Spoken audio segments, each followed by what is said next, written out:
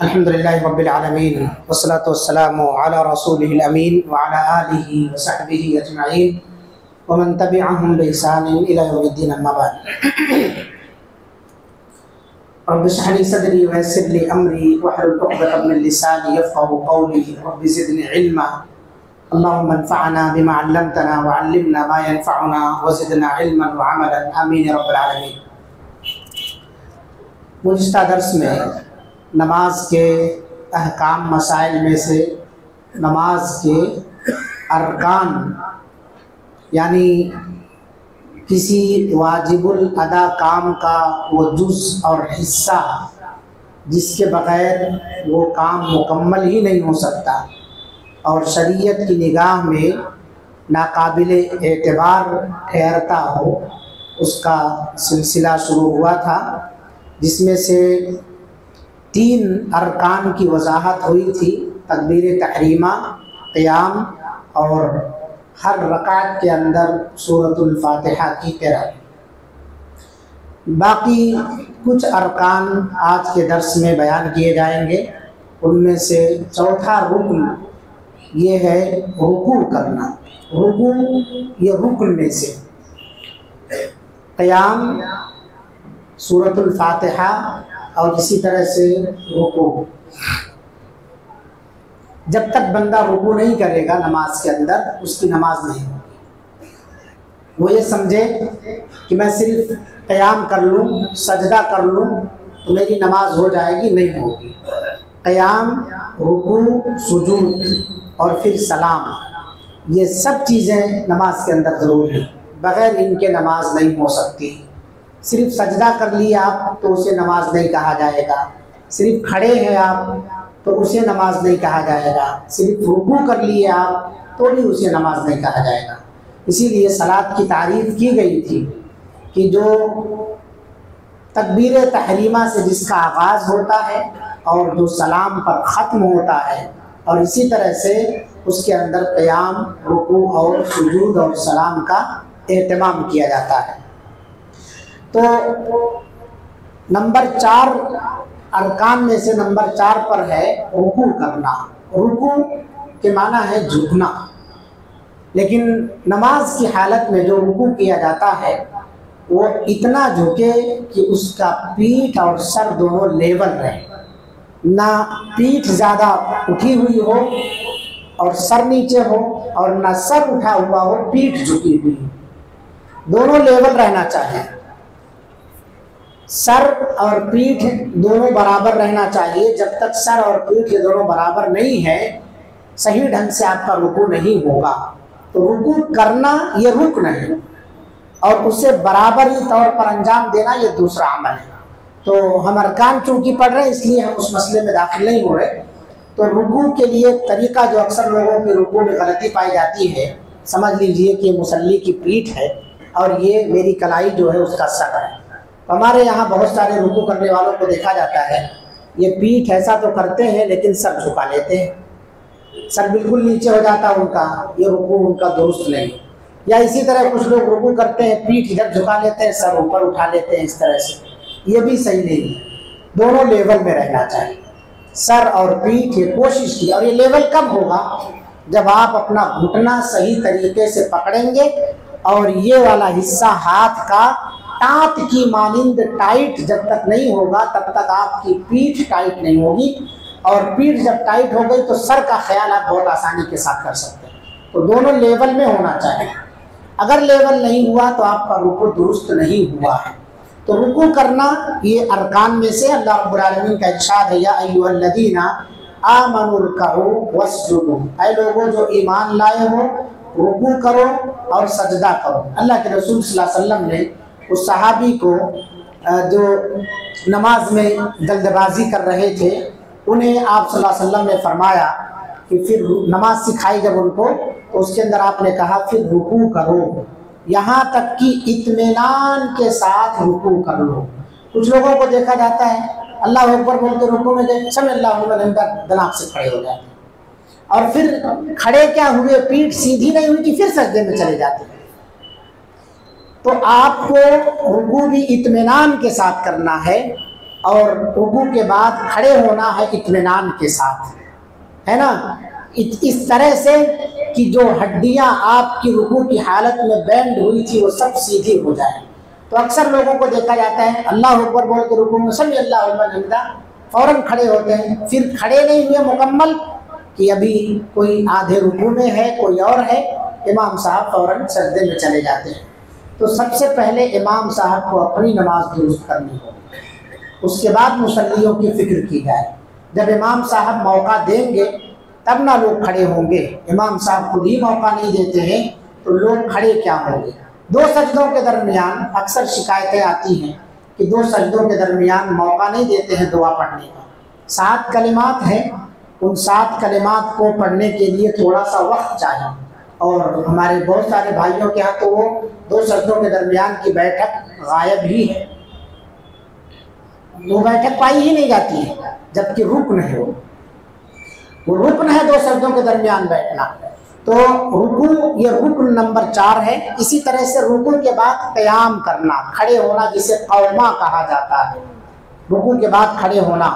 نبی صلی اللہ علیہ وسلم نے اسی صحابی کو جب نماز سکھایا مسیح صلاۃ کو، تو آپ صلی اللہ علیہ وسلم نے کہا پھر رکوع سے سر اٹھاؤ یہاں تک کہ پوری طرح کھڑے ہو جاؤ، جھکے ہوئے ہو فوراً سجدے میں چلے گئے نہیں۔ کچھ ہمارے بھائی بھی ہیں سستی کی وجہ سے پورا نہیں کھڑے ہوتے، وہی سمی اللہ لمن حمدہ ربنا لک الحمد پڑھتے پڑھتے رکوع سجدے میں جاتے ہیں۔ آپ کھڑے ہوئیے، اللہم ربنا ولک الحمد حمدا کثیرا طیبا مبارکا فی، یہ پڑھ لیجیے آرام سے، اس کے بعد تب سجدے میں جائیے۔ اور بھی بہت ساری دعائیں قوما میں اللہ کے رسول صلی اللہ علیہ وسلم سے ثابت ہیں، تقریباً 4-5 دعائیں نبی صلی اللہ علیہ وسلم سے ثابت ہیں، کم سے کم ایک دعا تو مکمل پڑھیں۔ ایک اگر ربنا لک الحمد بھی آپ صرف اتنا بھی کہہ کے جا رہے ہیں تو کافی ہے، اتنا بھی ثابت ہے، لیکن آپ صحیح سے کھڑے ہو جائیے، اس کے بعد وہ دعا پڑھیے، اس کے بعد وہ دعا پڑھیے۔ تو اصل کھڑا ہونا یہ رکن ہے، دعا پڑھنا یہ سنت ہے، رکن مت چھوڑیے کھڑے ہونے کو۔ ایسے ہی ہر رکعت میں 2 سجدے، یہ 6واں رکن ہے، ہر رکعت کے اندر 2 سجدے، یعنی ایک سجدہ آپ کا چھوٹ گیا تو آپ کی رکعت مکمل نہیں ہوئی۔ اسی طرح سے ایک سجدہ آپ کا زیادہ ہو گیا تو ارکان میں آپ نے زیادتی کی ہے، اس پر سجدے 100 کرنا پڑے گا، اور وہ سجدے 100 سلام پھیرنے کے بعد کرنا ہے۔ 3 سجدہ آپ نے کر لیا، زیادتی ہو گئی۔ تو ارکان میں اگر کمی ہے تو اس کو پورا کیے بغیر آپ کی وہ رکعت مکمل نہیں ہوگی۔ رکوع چھوٹ گیا، آپ سجدے میں چلے گئے، رکوع نہیں کیے، تو آپ واپس آئیے، رکوع کیجیے، اس کے بعد سجدہ کیجیے۔ سجدہ چھوٹ گیا ہے کسی بھی رکعت میں آپ ہے نا، پہلے اس رکعت کو آپ پلٹ کے واپس مکمل کیجیے، اس کے بعد دوسری رکعتوں کو آپ پڑھیے۔ تو اس طرح سے پہلے سجدوں کو مکمل کر لیجیے۔ نبی صلی اللہ علیہ وسلم نے مسیح صلاۃ سے فرمایا تم سجدہ کرو گے یہاں تک کہ تم اطمینان کے ساتھ سجدہ کرو، اطمینان کے ساتھ سجدہ کرو۔ ہمارے یہاں سجدہ تھوڑا سا لمبا ہو گیا تو لوگ وقت دیکھنے لگتے ہیں، اللہ کے رسول صلی اللہ علیہ وسلم نے کہا اطمینان کے ساتھ سجدہ کرو، اطمینان ہونا چاہیے۔ پھر سر اٹھاؤ یہاں تک کہ اطمینان کے ساتھ بیٹھ جاؤ، پھر سجدہ کرو یہاں تک کہ اطمینان کے ساتھ سجدہ کرو۔ 2 سجدے ہوئے نا، یہ 2 سجدوں کے درمیان اللہ کے رسول صلی اللہ علیہ وسلم نے بیٹھنے کو کہا ہے، پھر درمیان میں بیٹھو اطمینان کے ساتھ، اس طرح سے کہ سجدے کی حالت میں جو ہڈیاں آپ کی بینڈ ہوئی تھی وہ سب اپنی جگہ پر آ جائیں۔ 2 سجدوں کے درمیان بیٹھنا ہے۔ آپ صلی اللہ علیہ وسلم نے بیان فرمایا کہ مجھے حکم دیا گیا ہے کہ میں 7 ہڈیوں پر سجدہ کروں، 7 ہڈیوں پر۔ 7 ہڈیاں کیا ہیں؟ پیشانی اور ناک 1، دونوں ہتھیلیاں 3، دونوں گھٹنے 4، اور دونوں قدم پاؤں، یہ 5 2 7 ہو گئے۔ دونوں ہتھیلیاں اور پیشانی ناک 1 میں جوڑیے، دونوں ہتھیلیاں 3 ہو گئے، دونوں گھٹنے 5 ہو گئے، اور دونوں قدم 7 ہو گئے۔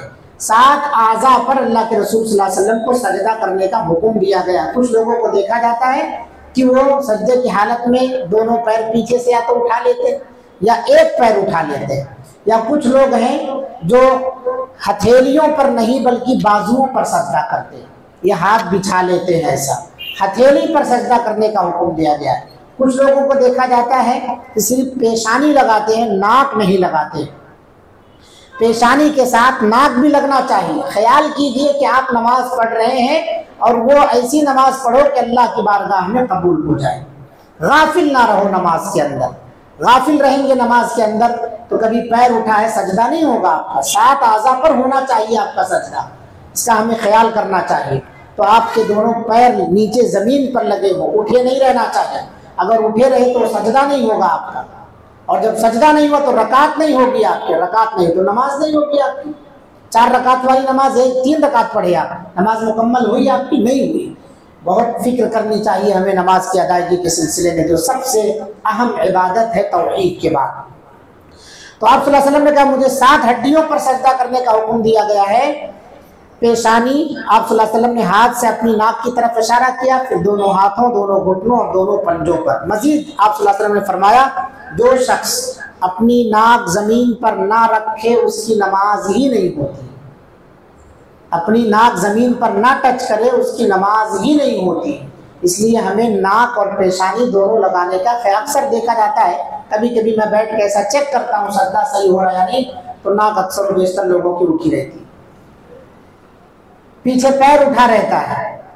तो ये अफसोस होता है कि इतना सब बताने के बावजूद आदमी इस्लाह क्यों नहीं करता अपनी नमाज की, अपने नमाज की गलतियों को दूर क्यों नहीं करता है। बस रस्म पूरा नहीं करना, हमें ये फिक्र के साथ इबादत करो कि अल्लाह ताला कबूल फरमा ले। और इसी सोच के साथ ये सिलसिला शुरू किया गया है कि हमारी सबसे अहम इबादत जो है वो दुरुस्त हो जाए। अल्लाह ताला हमें इसकी तौफीक अता फरमाए। तो हम तमाम को सजदा सही ढंग से करना चाहिए। 7 आज़ा पर, 7 हड्डियों पर सजदा करना है। पेशानी नाक दोनों मिलाना है ज़मीन पर, पीछे पैर उठा के नहीं रखना है, चाहे दोनों चाहे एक, ये उठाना नहीं है। और दोनों को किबले की तरफ रखना है, टेढ़ा बिंगा नहीं रखना है, पीछे पैर टेढ़े नहीं रखना है, सीधा रखना है। इसी तरह से दोनों सजदों के दरमियान बैठना, ये भी एक रुकन है। जैसा कि अभी इससे पहले बात गुजरी है कि फिर आप सल्लल्लाहु अलैहि वसल्लम ने कहा सर उठाओ यहाँ तक कि इत्मीनान के साथ बैठ जाओ। और आखिरी कायदा, 4 रकात वाली नमाज है। पहला कायदा आप बैठे तशहुद में, उसके बाद आखिरी कायदा जिसमें सलाम फेरने के लिए बैठते हैं। 2 रकात वाली नमाज है, पहला ही कायदा उसका आखिरी कायदा है। उसके अंदर आखिरी कायदे में बैठना ये ज़रूरी है, रुकन है। अगर इसको आपने छोड़ दिया तो आपकी नमाज नहीं होगी। तो ये 8 अरकान हो गए टोटल, गुज़िश्ता दर्स का मिला करके और आज का खुलासे के तौर पर याद करने के लिए आपके सबसे पहला रुकन जो नमाज का है, हमें मालूम होना चाहिए नमाज में कितने अरकान हैं, कौन सी चीज़ छूटने पर हमारी नमाज नहीं होगी। तो सबसे पहले हमें तकबीर तहरीमा कहना। कोई बगैर तकबीर तहरीमा के नमाज में दाखिल हो रहा है तो उसकी नमाज नहीं होगी।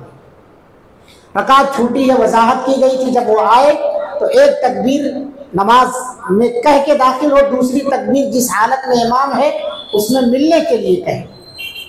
अगर क़याम के अंदर है तो डायरेक्ट अल्लाह अकबर कह के चला जाए, सजदे की हालत में है तो अल्लाह अकबर कहे और फिर इंतकाल करे यानी मूव करे सजदे के लिए, तो फिर तकबीर कहते हुए जाए वो शख्स। तो तकबीर तहरीमा। दूसरे क़याम, नमाज में खड़ा होना। और बताया गया था कि बहुत सारे लोग खड़े होते हैं लेकिन झुके रहते हैं। झुकना नहीं है, क़याम स्ट्रेट रहना है। जिस तरह से फौजी खड़ा रहता है तन करके, वैसे ही आप खड़े रहेंगे नमाज के अंदर।